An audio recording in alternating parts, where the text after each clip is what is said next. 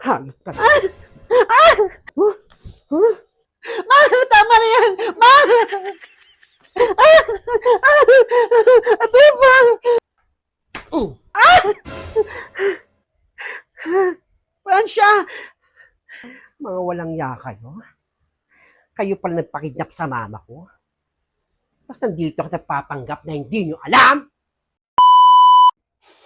Blandina, ayoko lumabas ng bahay. Maraming tao dyan sa labas, nakakahiya. Ma, yumuko ka na lang sa likod ko. Wala akong pakam sa mga tao. Yumuko ko lang. Sige.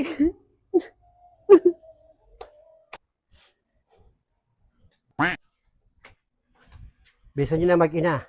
Naghintay yung mga kapulisan doon. Sige, Kapitan, sunod kami. Blandina.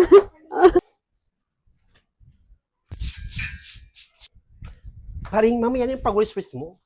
Oo na. Dito lang ako. Wait lang din ako sa mga visit na yon. Nagrali ka rito.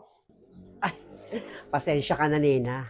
Napaka-excited ko kasi na makita yung makulo yung dalawa yung nadadampot ng mga pulis sa kaming barangay. Aabangan natin yung dalawa. Dalawang kriminal na kinuha na ni Kapitan. Wait lang tayo dito. Paglabas, doon natin benggahin. Gigigil ako sa mag-inang yan. A few moments later.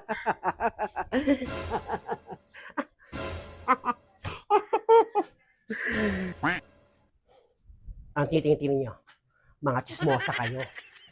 Bakit masama bang tumingin sa mga kriminal na kagaya nyo? Ayan na yung makukulong, mga kriminal.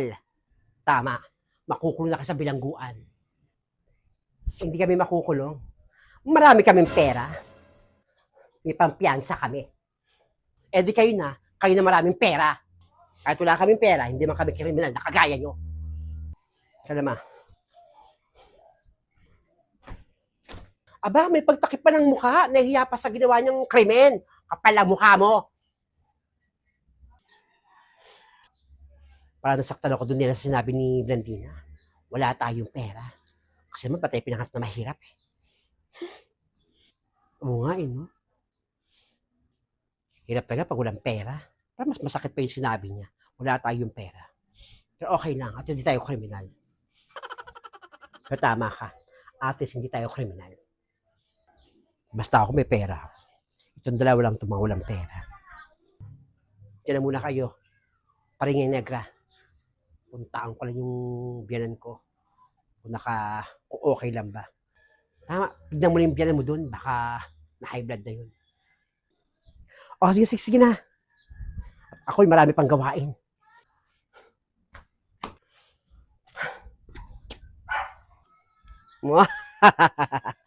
Itong mag-inang kriminal, kakapal lang mukha, oh.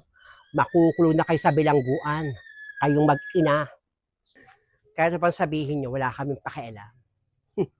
Itong laban na to, napakasimple lang. Kaya namin magbayad ng attorney. Kaya namin magbayad ng hurado, ng judge. Kaya mabilis kami makakalabas. Eh, di wow. Kobreng ka mga ulo nyo magnanay. Eh. Halika naman. After nito, magpipidsa tayo. Sila, mga pulupi pa rin. Buisit. Nanggigigil ako doon kay Blandina pag sananin niya si Marites. Pero tama siya. May pera naman siya eh. Kaya niya magbayad ng hurado. Naalala ko tuloy. Nasa Pilipinas nga pala tayo. Hindi patas ang batas. Bad trip.